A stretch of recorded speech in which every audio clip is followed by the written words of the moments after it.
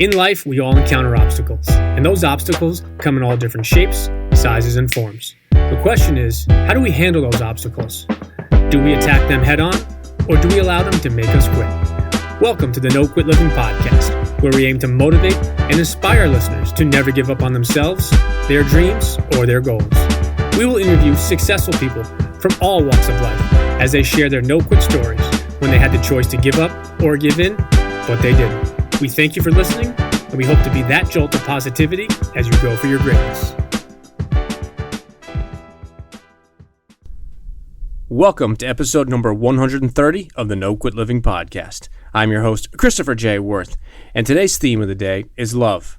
Our quote of the day comes to us from Arthur Rubinstein. I have found that if you love life, life will love you back.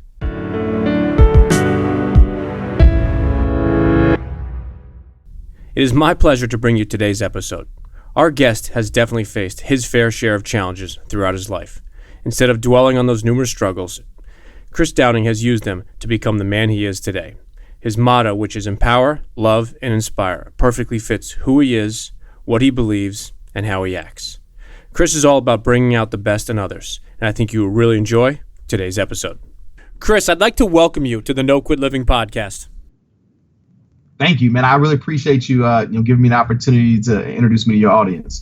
No, I appreciate you spending some time with us. So the first question we ask each of our guests is, are you ready to bring it today? Absolutely. Awesome. So as the number one objective of our show is to both motivate and inspire our listeners to never give up. I know in life we all encounter obstacles, and I was curious if you had either a personal story of perseverance or a challenging time that really tested you, but you kept on going and you didn't quit. Yeah, Chris, it was a situation where I was convicted of a drug charge, and it wasn't my fault. I was at the wrong place at the wrong time, and I actually took the rap for something that I had nothing to do with it for the sake of somebody else. So, to shorten it up, I had a person who shipped 10 pounds of marijuana to a vacant address, and this address just happened to be right across the hallway from my son's mom's apartment. And I'm over there, visiting my son, and this package arrives, and the person who shipped the marijuana to the address wasn't there. And so they ended up putting the package in my son's mom's name.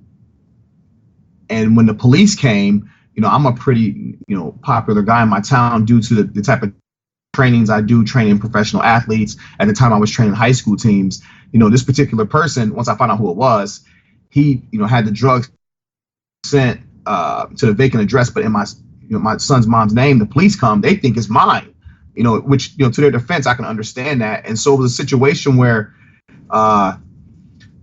someone had to go down for this package. They took my cell phones. They couldn't find any trace to this package, to my name, to any of my email addresses, no FedEx, no UPS or anything. And they interrogated her. She laughed at him at first. They asked if I was a drug dealer, and she laughed. She said, the guy works like 80 hours a week. No, he doesn't sell drugs. So they brought us together. So, someone has to go down for this package because, Chris, there's no trace to it, but ma'am, it's in your name. So we have no choice but to charge you. And I said, well, wait a minute. She has nothing to do with this. And I said, so let me ask you a question. If I say it's mine, will she get in trouble? And he said, are you admitting? I said, if I say it's my package, will she get in trouble? And they said, no. So I said, well, then it's mine then. And so I took the rap for something I had nothing to do with. Life turned to shambles. Community literally turned it back on me. I lost so many clients, nearly lost my businesses, went broke. My daughter was getting bullied from a result from it. People thought I was a drug dealer. So she started getting taunted and bullied in school to the point where she nearly committed suicide. And it was a rough moment, man. It was a really, really tough time for me then. Wow, I did not know that backstory, and I appreciate both your candor and your willingness to share that. So I got to ask you, what is it during those times, or what was it during those times that kept you going? Was it something you were reading? Was it something or somebody that was in your life? How did you stay positive during all those turbulent times?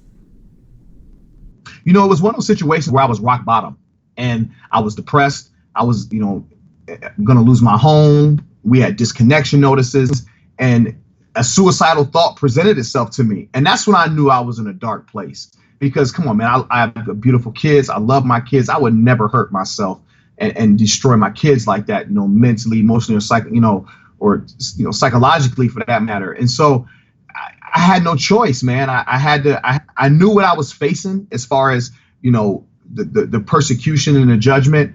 And the only thing I had was my mind. I had my vision. I created the life I wanted. I wrote myself a letter. And in the letter, I accepted 100% responsibility for where I was at. Even though I had nothing to do with that charge, I accept the fact that I said it was mine. And I created the life that I wanted on a piece of paper. And what was so cool about it, Chris, is I wrote down mentally, physically, emotionally, spiritually, financially, exactly what I wanted my life to be. Because I felt like I had nothing to lose. I felt like I already know what happens if I don't write this letter. I'm just going to continue to get more of what I already have. So what I did is I would line my physical actions up with what my letter said to myself. And in the letter, I put that I would partner with a company via YouTube, social media, Instagram, and do great things. And Lord did I know that at that particular time, the CEO of Beachbody discovered me on YouTube, but he saw that I had a felony. So they watched me for 5 months before they called me. But I was confessing this every day as if I was already living and already training the masses and speaking to the masses. And 5 months later, Beachbody called. That's amazing. And it comes down to affirmations and beliefs. People call it different things. And I think the importance is it's about putting it out there. And I don't talk politics or religion on my show because you could start World War III. But what I do talk about quite often is karma. And when you put out good things, they come back to you. And a lot of times when you put out good things for all the right reasons, it comes back to you tenfold. So I'm glad that you shared that. Speaking of all that you're doing with Beachbody and your videos and your programs, I wanted to ask if you could briefly tell our listeners a little bit about exactly what you're doing today and how you do it. So for Beachbody, I'm a super trainer. I'm pretty sure everyone heard of, Shanti, Insanity, and P90X, Tony Horton, and 21 Day Fix, Autumn Calabrese. Well, I'm a super trainer. My newest program was released last summer called Shift Shop. And it's a 21 rapid rebuild program where you progress weekly, 10 minutes each week. And it's a mental program. It's one of those programs where I believe, and no disrespect to any trainer, that, with fitness, it's got to be from the inside out. My biggest desire is to bring out the best in others. I want people to see what I see in them, because oftentimes, things become superficial. It's all about having abs or being super ripped, but then those people are still so broken. You see what I'm saying? So if you can focus on the fitness from the inside out, first by loving yourself, believing that you was created with a gift and a purpose to do great things, the physical stuff is just perks.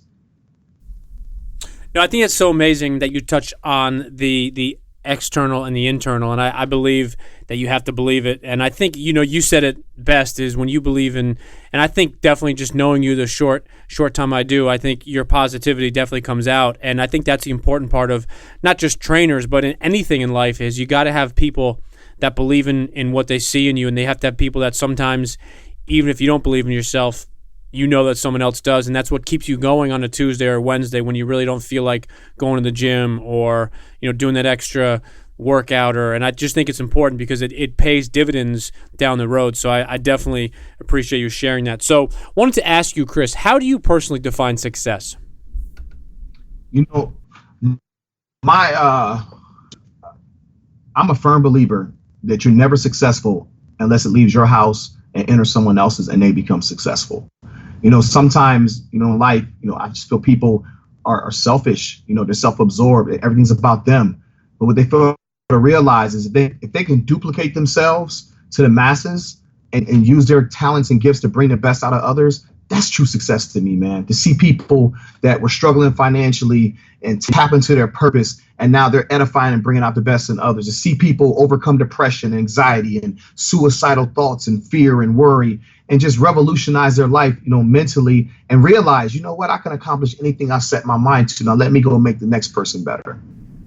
No, I love that, and that's something that I don't know if you and I spoke about it offline, but we started a theme with our company, which is all about paying it forward. And I think that just hit it on the head. Is if you're successful and you're happy by yourself and you have all the money and you don't have friends and people to share with and other people to make better and leave a difference, I think that's the difference of being successful, like you said, versus being selfish. And I think that's very, very different. And I love the way that you touch on that.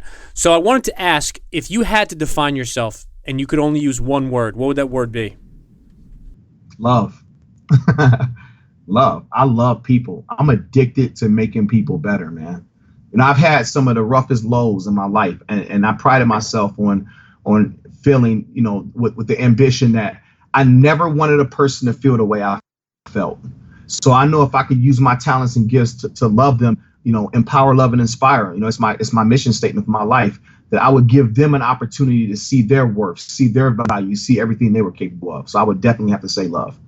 Empower, love, and inspire. Is that what you said? Yeah, that's my life's purpose. It's tatted across my chest.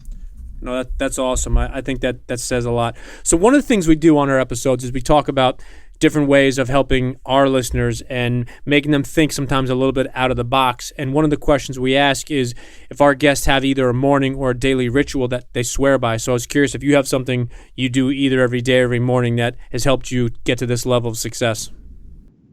Meditation, definitely. In the morning, I love to meditate before I leave. And my meditation is just basically gratitude. I'm just being thankful for everything. I don't ask, even when I pray, I don't even ask for anything. I just thank God that I already have it. And I just believe in just being grateful for life and being grateful that I'm in this position, the platform, especially from where I came from.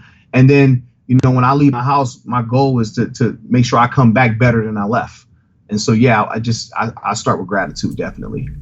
No, it's interesting. I've asked that question now probably for the last 50 or 60 episodes, and gratitude, meditation, and some type of mental belief is really important, and it's been said a lot. So I definitely think that our guests are onto something, and if they're all doing something like that, you got to believe that something works. So. Yeah. So assuming the 20-year-old version of yourself would have listened, if you could go back and give yourself as a 20-year-old only one piece of advice, what would that have been? If I had to give my 21-year-old self a piece of advice, I would have told my 21-year-old self to love yourself. Because, when I was a kid, I was adopted. I was molested twice when I was 4 and 6, and I was adopted out.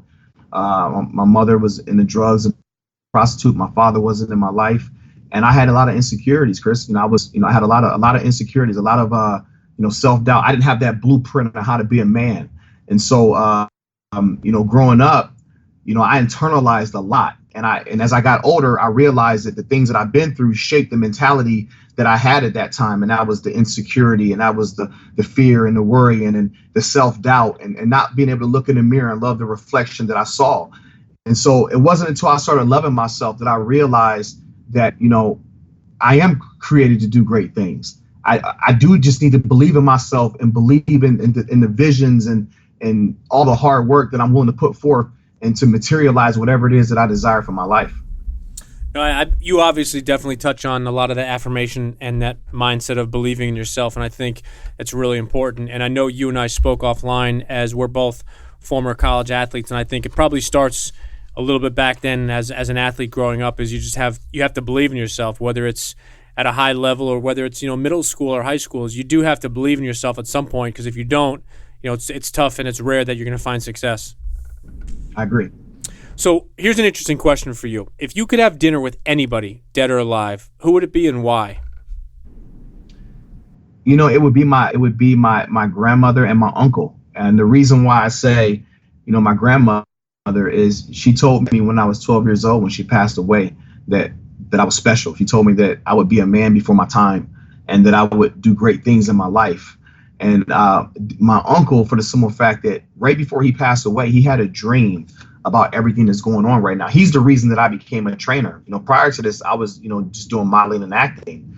And he told me he had a dream, and I had a fitness program, and it went global, and people all over the world's lives being changed because of my gift, and they were wearing my apparel, and he said I was selling out venues, and he said you were making such a huge impact on the world. And he passed away about 2 months later, unexpectedly, of a heart attack, and I went into a deep depression. And the only way I could shake that depression is I had to ask him to live through me, and I pursued personal training like he asked me to do it, and here I am today. No, that's I'm sorry for for your losses, but I think it's important that those people have that lasting impact. And obviously, I wish both your grandma and your uncle were still around, but clearly they passed on that positivity to you, and obviously you're doing now what your uncle said you were going to do. Yeah, man. So I have to thank both of them for believing in me before I believed in myself. Now, that's important when other people believe in you. So as I mentioned before we went live today, one of the main focuses and the staples for our podcast as well as our company and the speaking events we do is accountability and self-accountability. So I wanted to ask you, Chris, what does the word accountability mean to you? It means everything, because when you're accountable to yourself, it makes it so much more impactful to be accountable to others. It's true passion. When you're accountable to yourself, that's when you develop the passion and the desire, to really pour into others. And so without it, I just think we're just here wandering around in the wilderness. No, I appreciate you touching on that. And as I mentioned, our theme has been paying it forward. I wanted to ask you, what does that mean to you? What does paying it forward mean to Chris? Paying it forward is everything. Just like, when I was younger and I went to church, I always tithe. I feel like you should pay forward financially, physically, mentally, emotionally, your time, spiritually, or whatever you have it, for what you want to see in the world. You see what I'm saying? If your desire is to be successful, then go make other people successful. If your desire is to, whatever it is, I think you should try to duplicate that in others, especially if they're lost or if they're looking for a sense of direction. No, I definitely think that's so true. And again, it comes back to the karma is you do well for other people for all the right reasons. It comes back tenfold. And it might not be directly to you. Maybe it's to your son or your daughter or a business partner.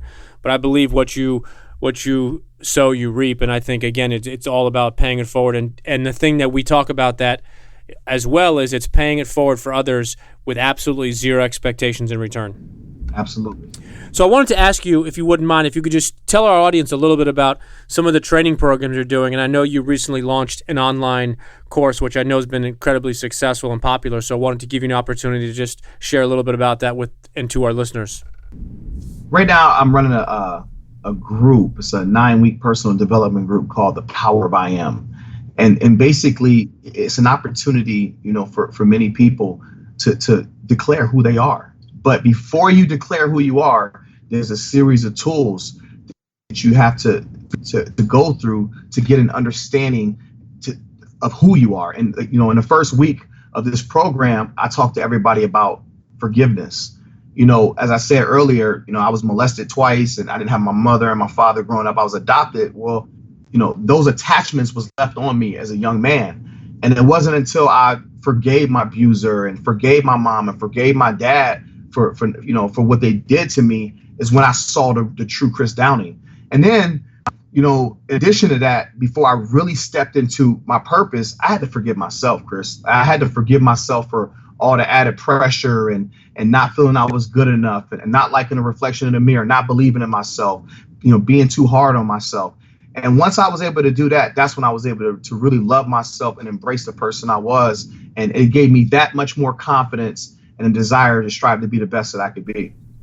No, that's so interesting that you touch on that is it's the importance of we're all hurt in life. And I'm not in any way going to say that we all encounter the exact same things, because some of the things that we've all encountered are different than others. But the reality is you need to forgive not only that person or that entity or that company or team, but you also need to forgive yourself so you can move on. And like you said, what I think is really important is so you can go after and find whatever your greatness is. And we all have greatness in us. The question is, do we see it? And then the other thing is, do we take the right action? Because it's important, as you know, to have the right mindset and to believe it and to think it. But you then need to go out and act it. And I think that's where people miss the disconnect, or have the disconnect, when they realize that you need to think it, you need to believe it, you need to see it in your eyes and see it out there, but then you need to go ahead and take the actual action. I think sometimes people miss the boat with that. Yeah, they miss it because, when you have those attachments, those past events, they shape your identity. Most people are living their life through other people's eyes because they don't know who they are. And so it's hard for them to have a vision for their life because they've taken on other people's insecurities, or they have, those attachments that's blinding them from the truth of who they really are. And that's why I said forgiveness is so important, forgiving others and then forgiving yourself. Now, once you forgive yourself, I call that ground zero. Now you have the freedom to create exactly what you want. Who are you? What do you really want for yourself? And right after, week 3 of the Power of I Am, we have a title called Make the Shift. And making the shift is just simply taking your I am statement and putting action behind it. No, I like that, is taking your I am statement and then putting action behind it. That's so important. So if you don't mind, Chris, we're going to change lanes here. And there's something I call that's pretty fun is the hot seat questions. And the only request we have is that you answer the first thing that comes to mind. Okay. All right. So if you had one last meal and you can absolutely choose anything, what would you choose? Meatloaf. Favorite sport? Basketball. Good man. Favorite team? Whatever team LeBron James plays for. Oh, no. All-time favorite movie? The Greatest Showman. All-time favorite book? Celestine Prophecy. Favorite singer or band? Michael Jackson. And if you were in a foxhole and you could choose only one person to have your back, who would that be? Wow. Oh, man. One person to have my back, who would it be? I'd have to say my uncle. That's awesome. So before we let you go, Chris, I wanted to ask if you have any parting words you'd like to leave with our listeners. Yeah, absolutely. I just ask you, to take a moment today and really scan yourself, scan everything about yourself and ask yourself, are you living your truest potential right now? Because as we know, everybody in this world was created with a gift and a purpose to do great things. If you're not living your truest potential right now, the next question is why? Who are you not forgiving? Who are you holding resentment against? Have you forgiven yourself? Most importantly, do you love yourself?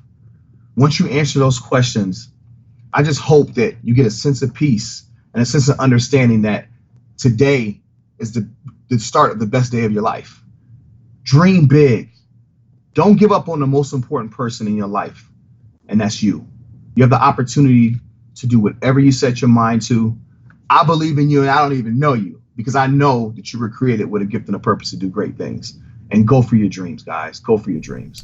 No, that's great advice, and I truly appreciate you sharing that. So last question. For our listeners that would like to either follow, connect with you, or see some of the really cool things in the programs that you're doing, what's the best way for them to do that?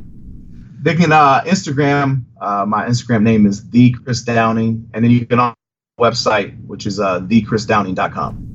So the Chris Downing, both on Instagram as well as your website, correct? Absolutely.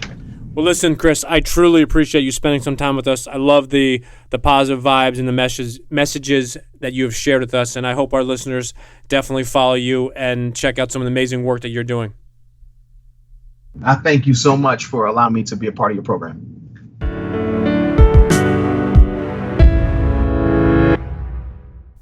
Thank you for listening to episode number 130. Throughout his life, there have been many times when Chris Downing could have given up. From his difficult upbringing, being adopted, and dealing with a ridiculous drug charge, nobody would have blamed Chris if he had. Today, Chris is using his fitness career to motivate, inspire, and help bring out the best in as many people that he can. He has a very interesting perspective on fitness, which I happen to believe. He said that fitness needs to come from the inside out, and that you both need to believe it yourself and have people that believe in you. Chris touched upon the importance of both love and forgiveness. You need to first love and forgive yourself before you can love or forgive anyone else. Chris is currently in the middle of a coaching program, which he titled The Power of I Am. I think that program speaks exactly to who Chris is and the importance of believing in yourself. In his closing remarks, Chris told us to dream big and to never give up on the most important person in your life, you. So as we continue with our Paying It Forward theme, who in your life do you need to love and forgive? Don't forget and definitely don't regret, but who can you love and forgive today? As life has the ability to constantly move, change, and oftentimes never stand still, to take Chris's advice, we all need to dream big, but we can't ever give up on the most important person in our life, ourselves. Before we can be our best for someone else, we must first be the best versions of ourselves. So as this morning, afternoon, or evening flies by, take a couple of minutes to do you. Pick up a book, grab a workout, or sneak in a quick 15-minute nap. Take time for yourself, relax, reflect, and pay it forward to someone else as you go for your greatness. And lastly, to our listeners, thank you. We truly appreciate your time, and we hope our episodes inspire you to keep on attacking life and never giving up. To quote Dr. Norman Vincent Peale, it's always too early to quit.